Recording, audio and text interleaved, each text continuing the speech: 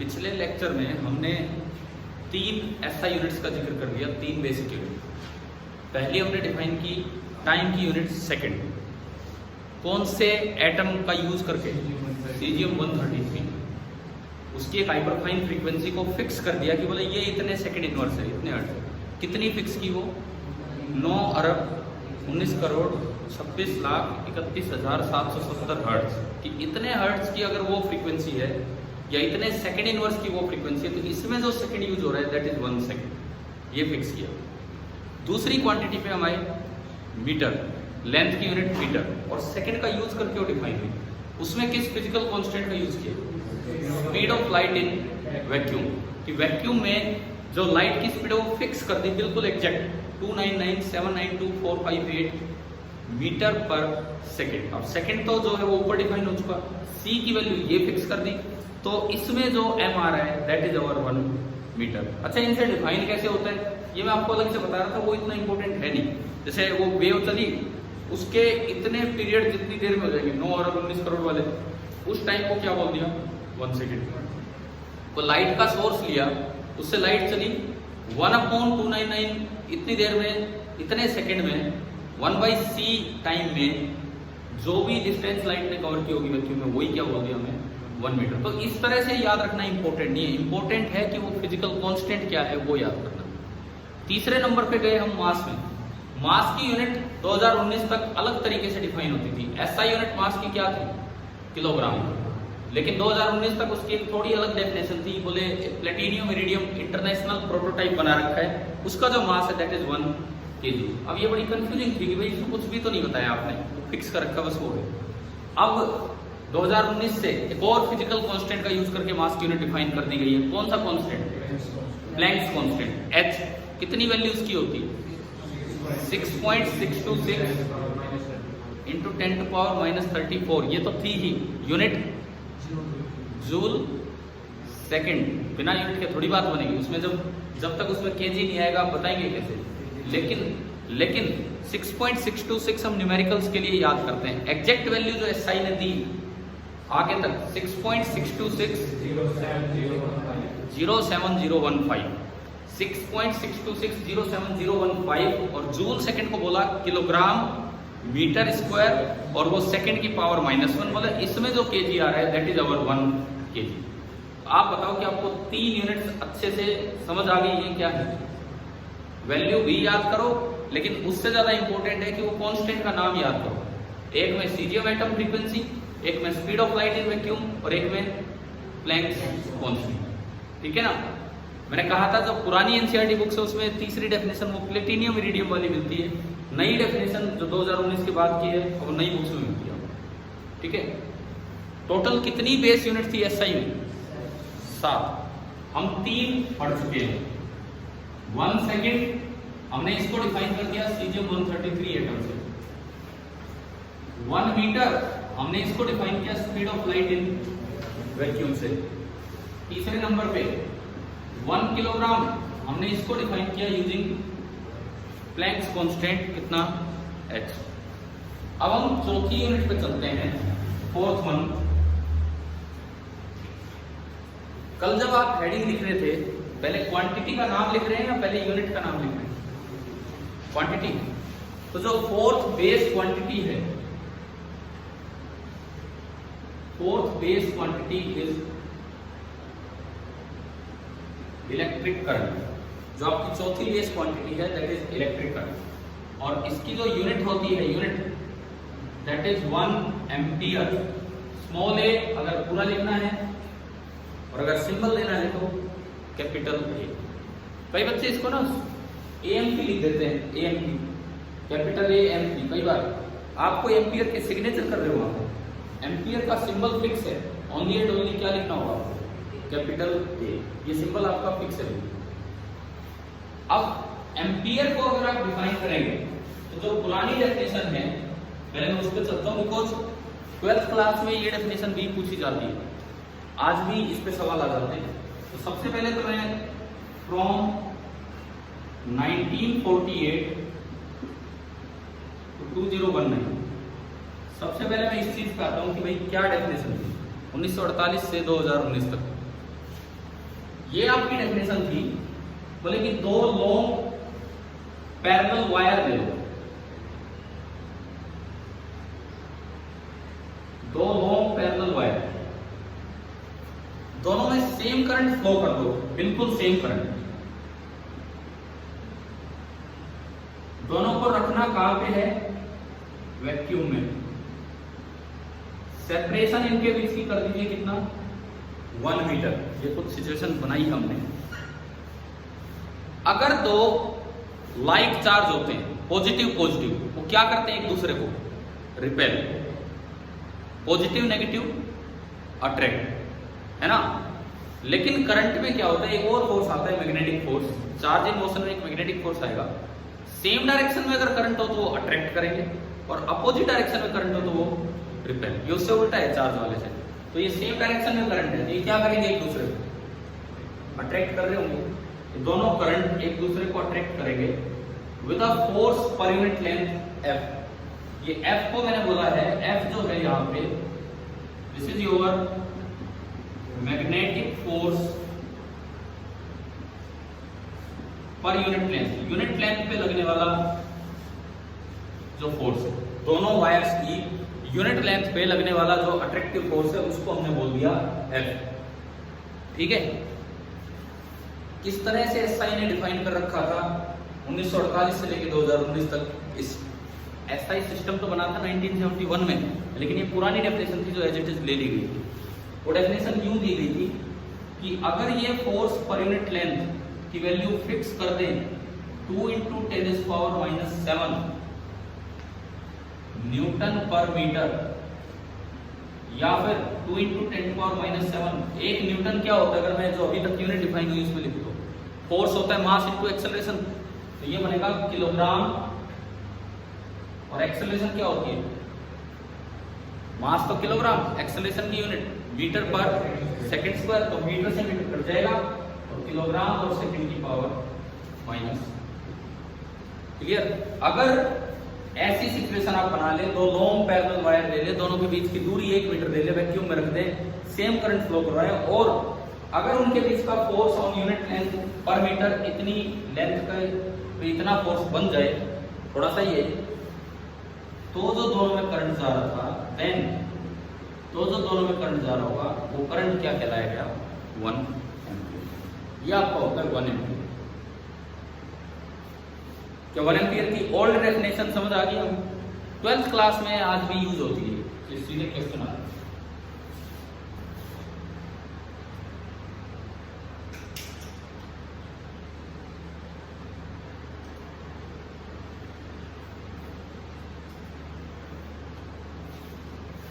कई बच्चे तो इसको आज भी सही डेफिनेशन मान के याद कर जाते हैं। अब अगर एग्जाम में है डिफाइन 1 एम्पीयर, तो ये नहीं देना। 2019 तक ये था 1 एम्पीयर इस तरह से। अब 1 एम्पीयर कैसे डिफाइन होता है उस पर चलते हैं। हो गया ना नोट? ठीक है, समझ आया कैसे क्या है? कुछ चीजें याद तो करनी पड़ेंगी, वैल्यू वगैरह ये इस तरह से। अब मैं चल रहा हूं नई डेफिनेशन पे, बिठा दोगे इसको? है ना,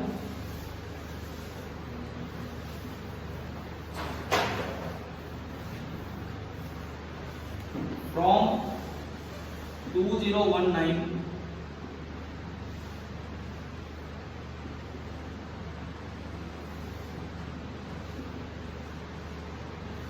to present, 2019 से लेके आज तक जो डेफिनेशन अब चल रही है, आजकल जो डेफिनेशन दी है SI ने सब फिजिकल कॉन्स्टेंट्स का यूज करके दे रखी है।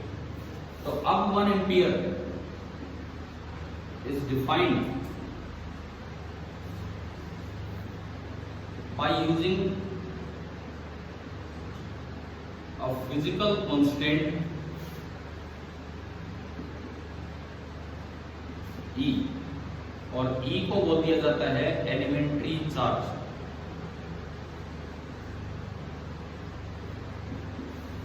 क्या हमने चार्ज और इलेक्ट्रॉन प्रोटॉन पढ़ा है कभी?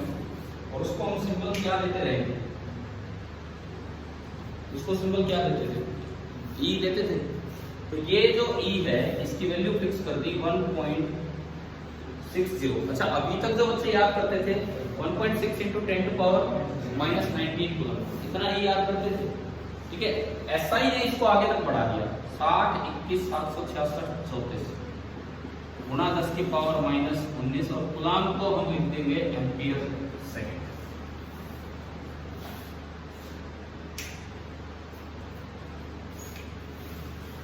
बोले ई की वैल्यू इतनी फिक्स कर दी एसआई सिस्टम ने, अब इसमें कोई एरर नहीं है, लास्ट तक बता दिया उन्होंने। ई की वैल्यू इतनी फिक्स कर दी और बोले इसमें जो एम्पियर आ रहा है दैट इज 1 एम्पियर।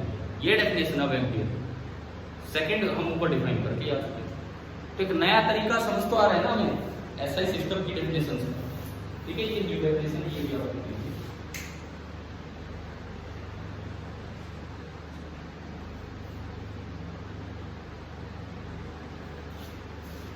अब चलते हैं 5वीं यूनिट पे। 4 यूनिट हम पढ़ चुके हैं।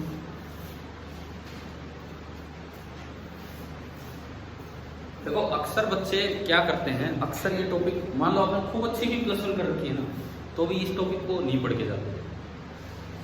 पता नहीं क्यों नहीं पढ़ के जाते। एक कारण ये है, एनसीईआरटी बुक में जहाँ एक टेबल दी है उसके नीचे एक लाइन लिख रखी है कि आपको वैल्यू याद नहीं हो तो कोई बात नहीं, इससे क्या फर्क पड़ता है। वैल्यू याद नहीं हो, कांस्टेंट का नाम तो याद करना है, कांस्टेंट का नाम तो एटलीस्ट याद करना ही करना है। और इवन वैल्यूज तक पूछी जा सकती है एग्जाम में, है ना। और इससे थोड़ा फिजिक्स की तरफ ध्यान जाता है हमारा कि क्या होने वाला है क्या नहीं। कितनी डेफिनेशन हम पढ़ चुके हैं? 4। एक बार फिर से कांस्टेंट्स रिवाइज करो। पहली, second caesium 133 hyperfine frequency. Second metre speed of light in vacuum C। Third kilogram Planck's constant H। Fourth ampere elementary charge E। अब वो पुरानी डेफिनेशन भूल जाओ, ये नहीं डेफिनेशन। अब हम चलते हैं 5वीं बेस यूनिट पे।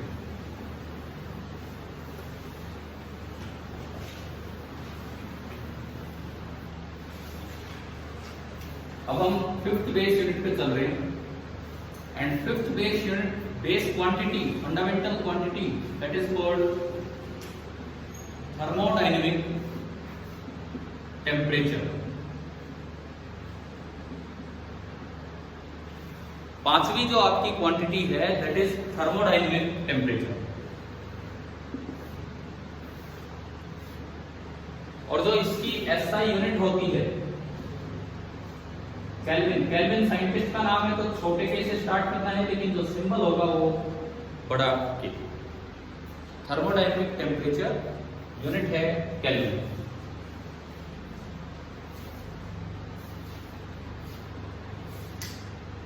अब केल्विन की भी पहले अलग डेफिनेशन हुआ करती थी।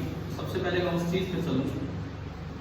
From 1967 to 2019। देखो ईयर याद करना कोई बहुत जरूरी चीज नहीं है, लेकिन अगर इस तरह से आप चीजों को पढ़ते हैं तो एक नेचुरल इंटरेस्ट सा बनता है भाई कैसे फिजिक्स आगे बढ़ी, थोड़ा हमें पता रहता है कि कब कौन सी चीज हुई, है ना। तो 1967 to 2019 एक अलग तरीके से केल्विन डिफाइन होता था। क्या आपने कभी ट्रिपल पॉइंट ऑफ वाटर पढ़ा है?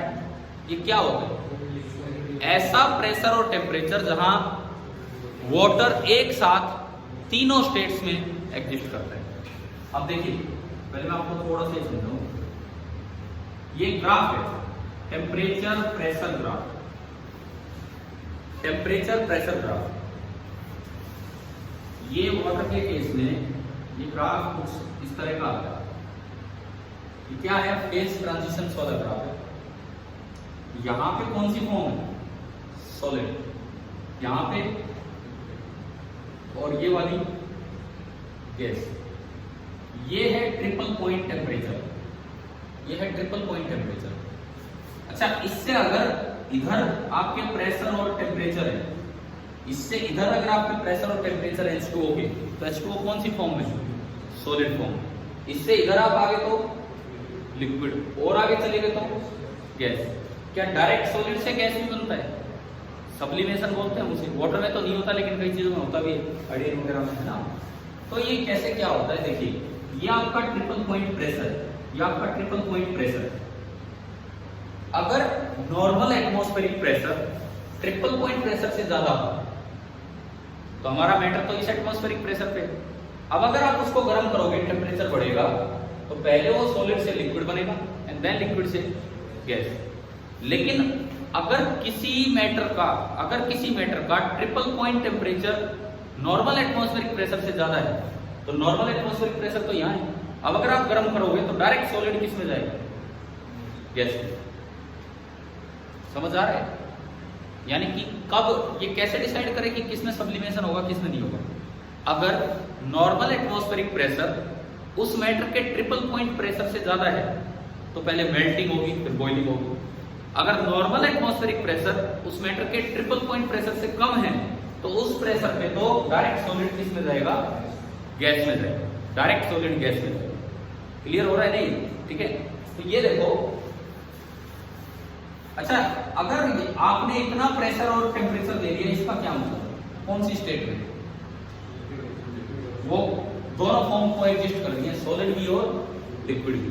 अगर आपने इतना प्रेशर और टेम्परेचर दिया तो लिक्विड और गैस, ये वाला दे दिया तो सॉलिड और गैस, और ये वाला प्रेशर और टेम्परेचर दे दिया तो solid and liquid and gas. ठीक है, एक फिनोमेना बताता हूं आपको इससे रिलेटेड। वाटर कितने डिग्री, आइस जो है कितने डिग्री पे मेल्ट करती है? नॉर्मली नॉर्मल एटमॉस्फेरिक प्रेशर पे आइस कितने डिग्री पे मेल्ट होती है? 0 डिग्री सेल्सियस पे।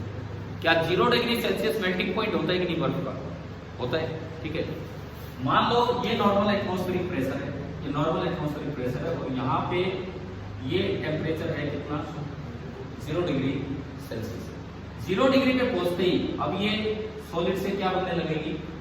लिक्विड। और बीच में ऐसी स्टेट आएगी जब ये सॉलिड लिक्विड में कोएग्जिस्ट कर रही है। आपने कभी फ्रिज से बर्फ निकाली हो रेफ्रिजरेटर से, कई बार लाइट नहीं होती, ऐसा दिखता है कि ट्रे में पानी भी है बर्फ भी है, तो वो 0 डिग्री सेल्सियस वाला काम होता है इस तरह का।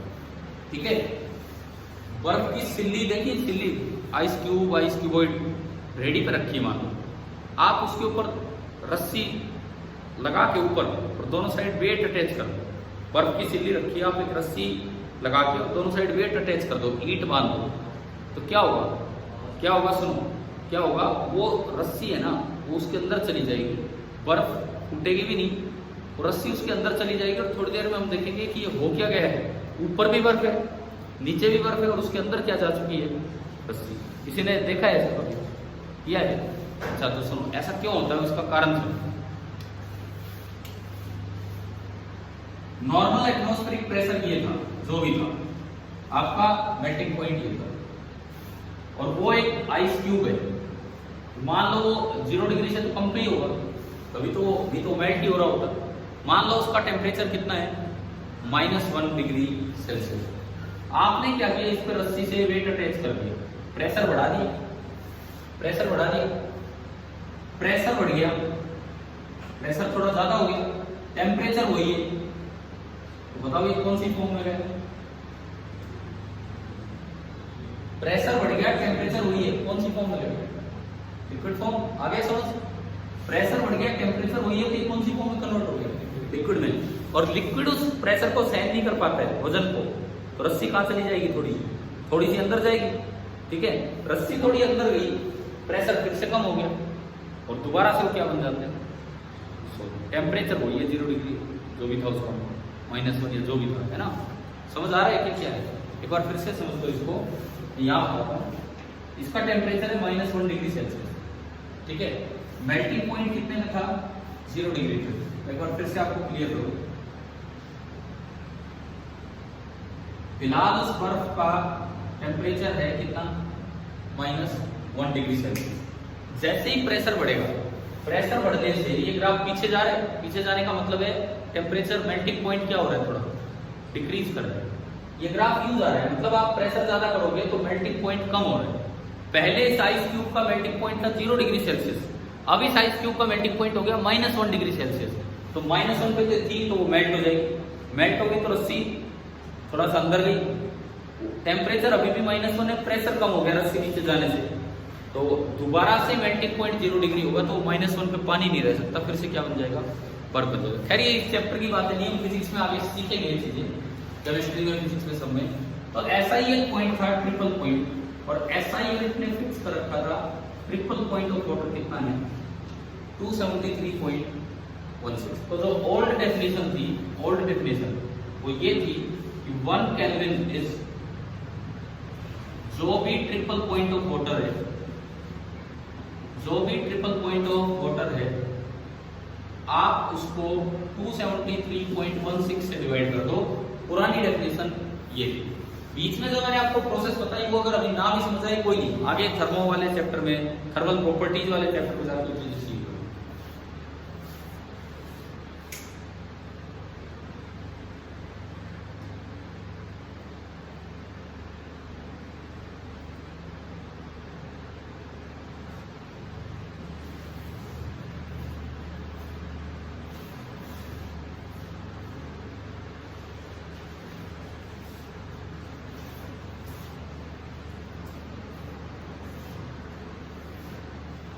अब हम चलते हैं इसकी जो प्रेजेंट डेफिनेशन है उस पर।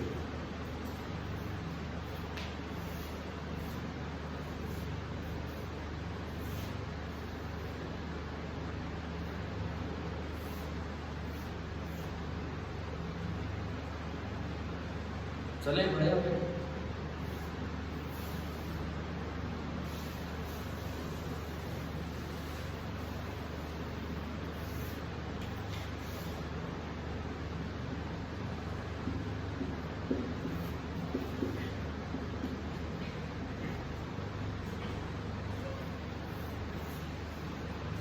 अब देखिए इसमें क्या होगा, 1 केल्विन इज डिफाइंड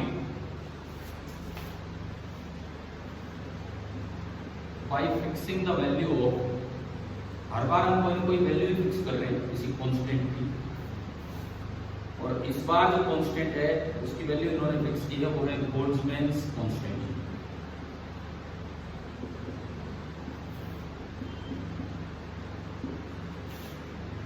के बोल्ट्जमैन जो है वो कांस्टेंट फिक्स किया गया,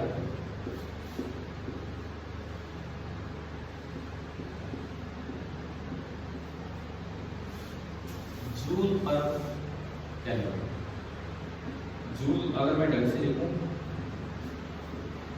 तो जूल होता है kilogram metre square second -2 into 10⁻²⁰।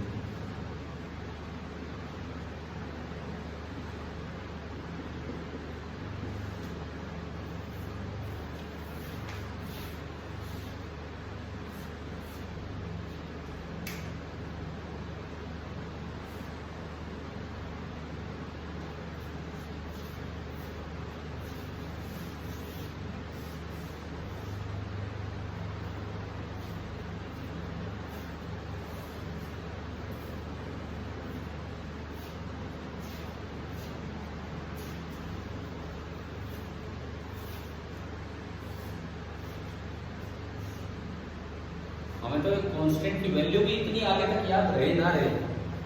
देखो जब आप केमिस्ट्री फिजिक्स में यूज करेंगे, अभी यूज किए Boltzmann constant, gas constant use किए R, PV equal to NRT, Avogadro number, तो उन दोनों का रेशियो होता है बोल्ट्जमैन कांस्टेंट। लेकिन एसआई ने उसे बेसिक बना दिया, एसआई ने इसको फिक्स कर दिया, इनसे कुछ और निकलता है। केवी की वैल्यू इतनी तो बच्चे याद करते ही करते हैं, 1.38 into 10⁻23। लेकिन अब आपको ये पूरी वैल्यू भी याद रह जाए तो बहुत अच्छा। कितनी डेफिनेशन होगी हमारी? 5। मैं बीच बीच में रिवाइज करवा रहा हूँ ताकि ये याद हो। पहली डेफिनेशन, सेकेंड किसका यूज किया? Caesium 133 atomic clock. और क्या वो फिगर याद है? कितने वाइब्रेशंस? 9,19,26,31,770 वाइब्रेशन, या इतने हर्ट्ज उसकी फ्रीक्वेंसी बोलते हैं। दूसरे नंबर पे 1 मीटर कैसे डिफाइन किया? By fixing the value of C, speed of light in vacuum. कितनी फिक्स की? 299,792,458 मीटर पर सेकेंड। तीसरे नंबर पे मास 1 किलोग्राम। कौन सा कांस्टेंट यूज कर दी? प्लैंक्स कांस्टेंट की वैल्यू फिक्स कर दी। अब वैल्यूज ना देखो, वैल्यू आज याद कर लोगे, कल कर दोगे, 10 दिन बाद भूल जाओगे। वो तो लगातार ही रिवाइज करते रहो, या तो सप्ताह में एक दिन एक बार अपना बोल के देख लिया करो भाई क्या यूनिट है क्या नहीं। तो वैल्यू याद थोड़ी हो सकती है, कांस्टेंट तो परमानेंट याद हो सकते हैं। 1 किलोग्राम के लिए प्लैंक्स कांस्टेंट। 1 एम्पियर के लिए एलिमेंट्री चार्ज। अगला 1 केल्विन के लिए बोल्ट्जमैन कांस्टेंट। ठीक है, क्लियर है यहाँ तक? चलिए आगे बढ़ते हैं, अगली यूनिट पे हम चलते हैं।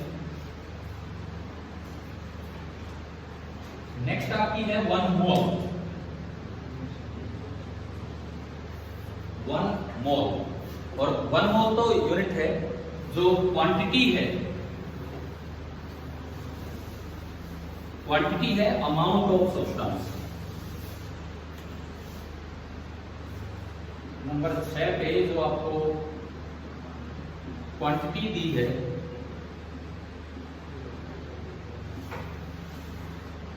that quantity is called amount of substance. इसकी जो SI यूनिट होती है that is called 1 mole. Symbol MOL, पूरा नाम भी ऐसा ही है, सिंबल भी ऐसा ही है। पहले हम पुरानी डेफिनेशन इसकी देखें। कुछ बच्चे तो आज भी यही डेफिनेशन मान के चलते थे कि SI ने इसको पुराना कर दिया। 2019 से डेफिनेशन बस छूट चुकी है। पुरानी डेफिनेशन ये कहती है कि 1 मोल is equal to number of atoms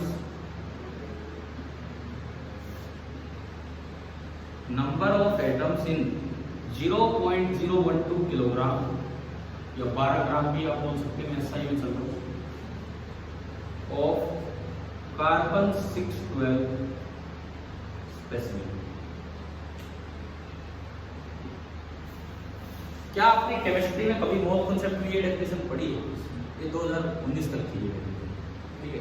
अब ये डेफिनेशन हट चुकी है, लेकिन अब भी इसमें निकालेंगे कैसे मोल कॉन्सेप्ट का तरीका हुई, लेकिन अब 1 मोल की ये डेफिनेशन नहीं। पहले ये डेफिनेशन हुआ करती थी, अब ये डेफिनेशन नहीं। ये भी लिख लीजिए आप।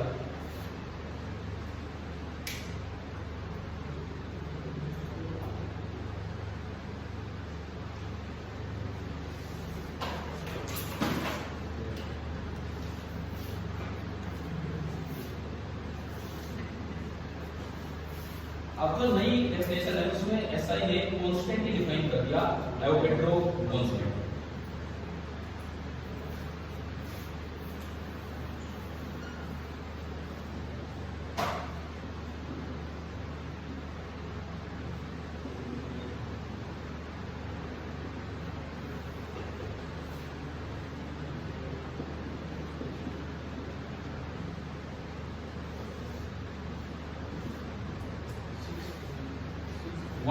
आप तो वैसे हम 6.02 अभी तक हम ये याद करते थे, इसको थोड़ा और आगे बढ़ा दिया 012 10⁻23 मोल इनवर्स। अब एक नया कांस्टेंट डिफाइन कर दिया है 6.02214,076 है, यहाँ पे 076। यहां मैं लिखूं कि 1 मोल is now defined by fixing the value of 1 mole is now defined by fixing the value of Avogadro constant। Avogadro number भी बोल देते हैं। और इस कांस्टेंट की यूनिट हो सकता है आपको ना पता हो, SI ने तो इसकी यूनिट फिक्स की हो, क्या की है? मोल इनवर्स की। इसमें जो मोल आ रहा है दैट इज 1 मोल, ये वैल्यू। अब हम न्यूमेरिकल्स के लिए तो कितनी वैल्यू याद करते हैं? 6.02 × 10⁻23। SI ने इसे थोड़ा आगे तक फिक्स कर दिया।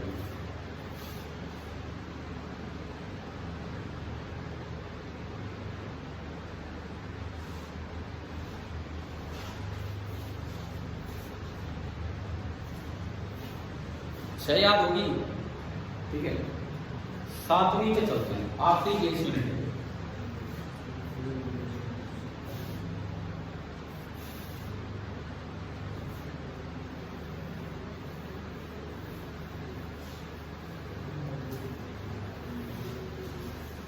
सातवीं क्वांटिटी पे चलते हैं। सातवीं जो क्वांटिटी होती है दैट इज ल्यूमिनस इंटेंसिटी, और इसकी एसआई यूनिट होती है 1 कैंडेला,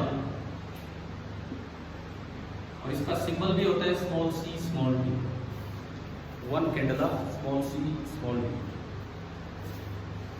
इसको हम अभी डिफाइन नहीं करेंगे, इससे पहले दो सप्लीमेंट्री यूनिट पढ़ेंगे, उनका यूज होगा इसकी डेफिनेशन। ठीक है, तो will be defined after next topic.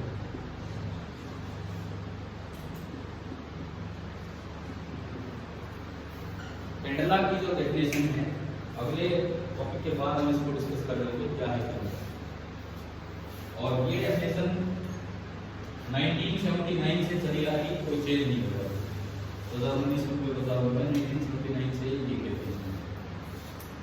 अब आपकी बुक में एक टॉपिक है, बुक नहीं है ना आज किसी के पास है, निकालो ये चैप्टर 2। अगर आप एनसीईआरटी बुक लेके बैठे तो चैप्टर 2 का स्टार्टिंग पेज ही अपना देख लीजिए क्या है।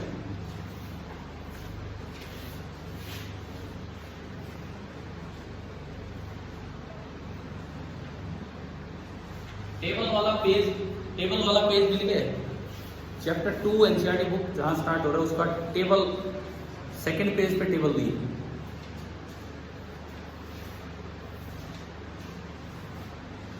पहले तो ये चेक करो अपनी किताब में कि उसमें नई डेफिनेशंस हैं या पुरानी डेफिनेशन। किलोग्राम वाले से चेक कर लो, प्लेटिनियम इरिडियम वाली डेफिनेशन है या प्लैंक्स कांस्टेंट वाली।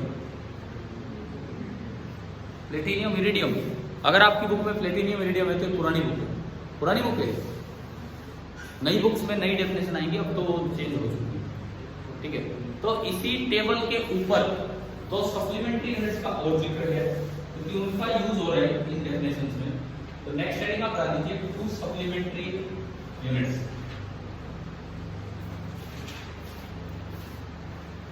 2 सप्लीमेंट्री यूनिट्स।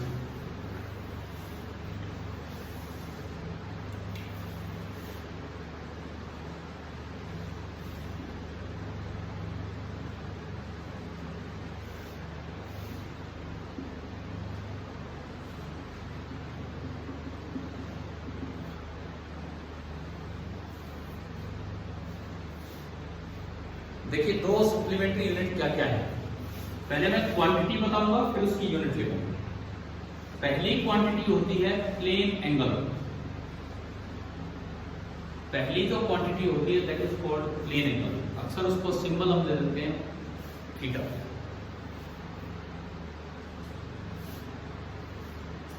दो लाइंस के बीच का जो एंगल है, सिंपली दो लाइंस के बीच का जो एंगल होता है उसे हम कह देते हैं प्लेन एंगल। ये दो लाइन बनाई मैंने। अब मुझे एक बात बताओ, यहां एंगल ज्यादा है या यहां एंगल ज्यादा है? बिल्कुल शुरू में एंगल ज्यादा है, बिल्कुल लास्ट में एंगल ज्यादा है। सेम।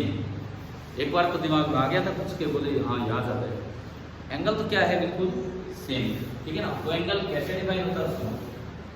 ये आपको दो लाइंस दी गई या आपको कोई भी दो लाइंस दी गई, इनके बीच का एंगल क्या है, थीटा है, वो आपको बताना है। तरीका क्या है डिफाइन करने का? आप इसको सेंटर मानते हुए, इसको सेंटर मानते हुए कितने भी रेडियस का एक सर्कुलर आर्क लगाओगे। मान लो मैंने ये रेडियस लिया कितना, आर। ये मैं एंगल बताना चाह रहा हूं थीटा। इसकी आर्क लेंथ देखो, आर्क लेंथ कितनी इन लाइंस के बीच में आई है। मान लिया मैंने वो आर्क लेंथ जो आई वो कितनी है, एल। इनके बीच में जो आर्क लेंथ आई है वो एल होती है। तो थीटा की डेफिनेशन होती है एल अपॉन आर। दो लाइंस के बीच का एंगल निकालना है, उनके मीटिंग पॉइंट को सेंटर मानते हुए कितने भी रेडियस की सर्कुलर आर्क लगा दो।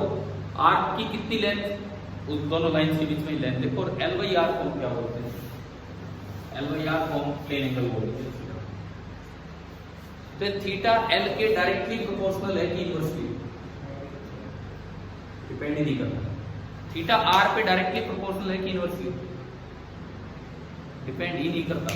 अरे अभी तो मैंने यही तो पूछा था आपसे कि यहाँ एंगल ज्यादा है कि यहाँ, आपने कहा दोनों जगह। क्यों? देखो theta directly proportional to L तब होता जब एल आर पे डिपेंड ना करो, लेकिन आर बढ़ाओगे तो एल बढ़ेगा। तो हमें ये चीज भी ध्यान देनी चाहिए कि जो थीटा एल बाई आर है this is independent of L and R. ये तो प्लेन एंगल को डिफाइन करने का तरीका हो गया।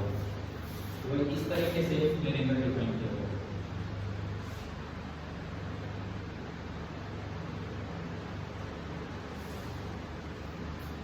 अब जो इसकी यूनिट दी गई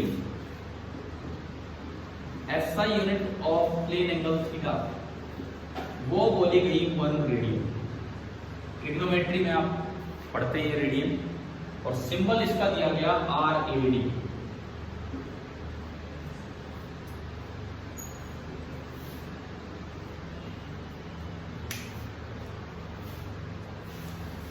ये होता है plane angle.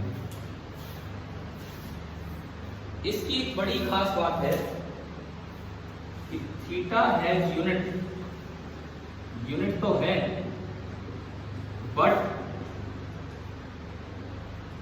It is dimensionless. Theta की यूनिट तो है लेकिन ये डायमेंशनलेस है।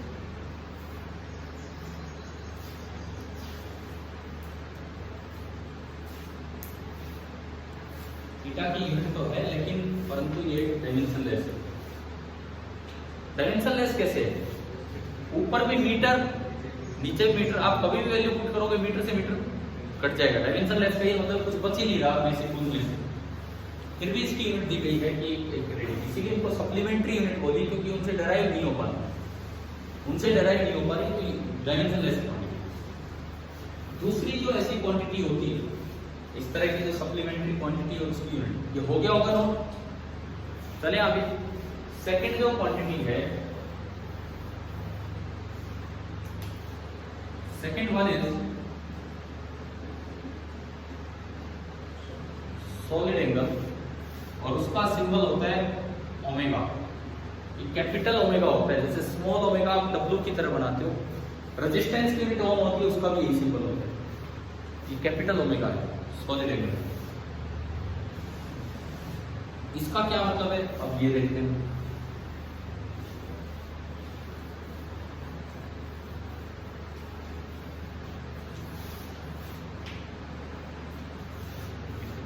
जैसे कोई एक सरफेस आपको दी,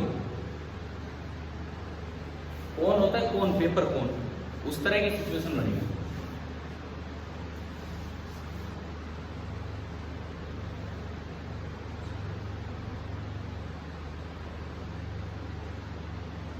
मतलब इस तरह से बीच में हम अगर कोन के अंदर जाके देखेंगे तो हमें एक सर्कुलर सा एंगल नजर आएगा। उस एंगल को क्या नाम दिया जाता है? Solid angle. ये जो अंदर एंगल बनाया है हमने, सरफेस पे जो एंगल बना रखा है, इसको बोलते हैं हम सॉलिड एंगल। ये दो लाइन ही है, पूरी हर तरफ 3D में फैला हुआ है। दो नहीं, बहुत ज्यादा लाइन है, पूरे कोनिकल सरफेस है इस तरह से। इसको हम कैसे डिफाइन करते हैं सॉलिड एंगल को?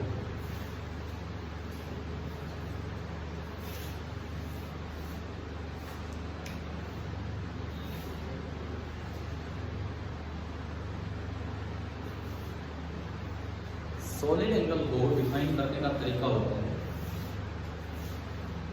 कितने बच्चों को आता है? ध्यान है। आप क्या करो, इसको सेंटर मानते हुए क्या बना दो?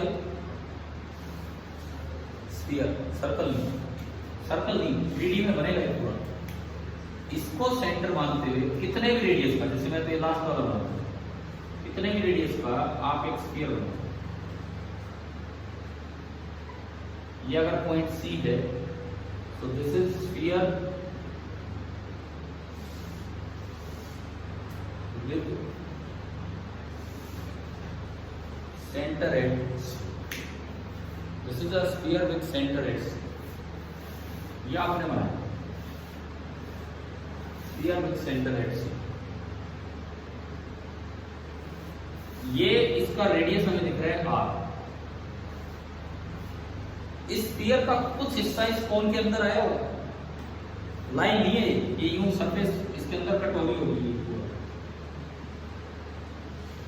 ये समझ आ रहा है? ये स्फीयर का, जैसे मान लो कि कोन है और आपने एक स्फीयर कट किया, वो कोन जो इसके बीच में से निकलेगी तो कितना हिस्सा, ये मेरा हाथ का ये पार्ट है, ये उसके अंदर आ गया, तो एरिया ये है। आ गया समझ? कोन के अंदर स्फीयर का इतना पार्ट है तो एरिया ये पूरा होगा, ये जैसा भी कर्व्ड एरिया। मान लो ये curved area, curved surface area suppose कितना है एस है।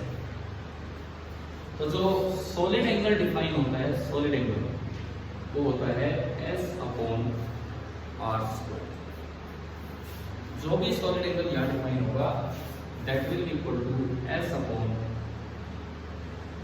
Are square, S upon R square. अब इस सॉलिड एंगल की जो ऐसा यूनिट बोली जाती है उसको कहते हैं हम 1 स्टेरेडियन। सिंबल होता है छोटा s छोटा r।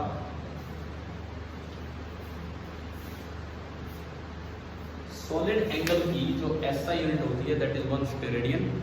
सिंबल है small s small r।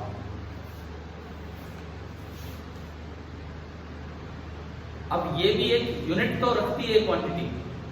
Solid angle जो है, सॉलिड एंगल इसकी यूनिट तो है, it has unit, but it is कैसी क्वांटिटी है? डायमेंशनलेस। एरिया मीटर स्क्वायर में होता है और रेडियस का स्क्वायर भी मीटर स्क्वायर में, तो मीटर स्क्वायर से मीटर स्क्वायर कैंसिल आउट हो जाएगा। ये एक डायमेंशनलेस क्वांटिटी।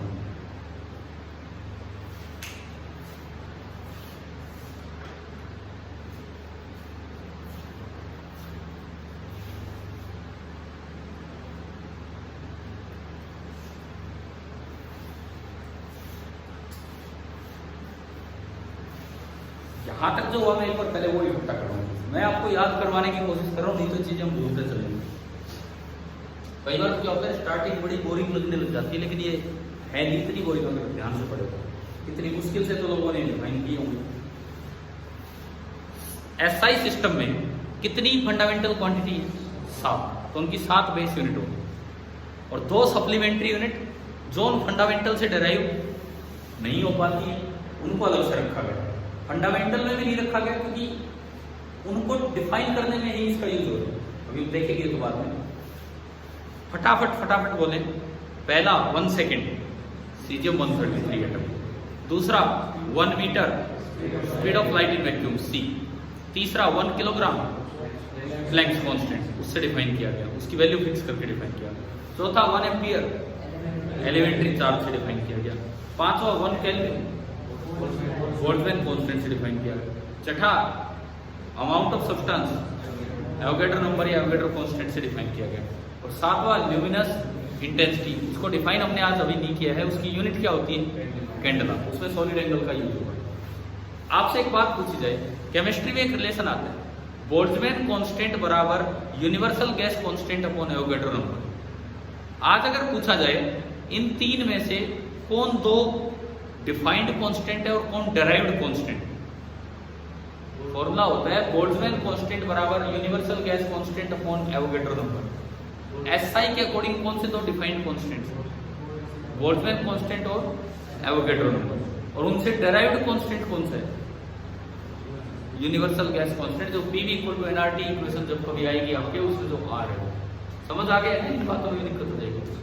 अच्छा, फिर हम आए अपने 2 एंगल्स की तरफ, 2 सप्लीमेंट्री यूनिट्स की तरफ।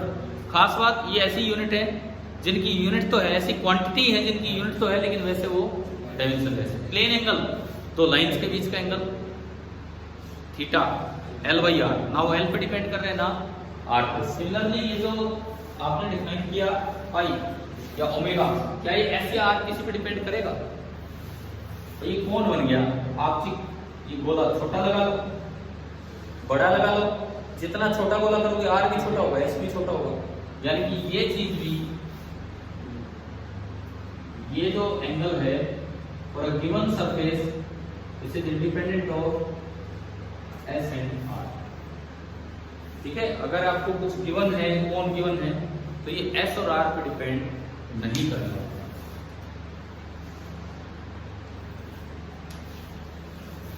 तो मुझे लगता है कुछ ऐसा यूनिट समझ आने लगी है। ठीक है, आगे हम नेक्स्ट टाइम करते हैं।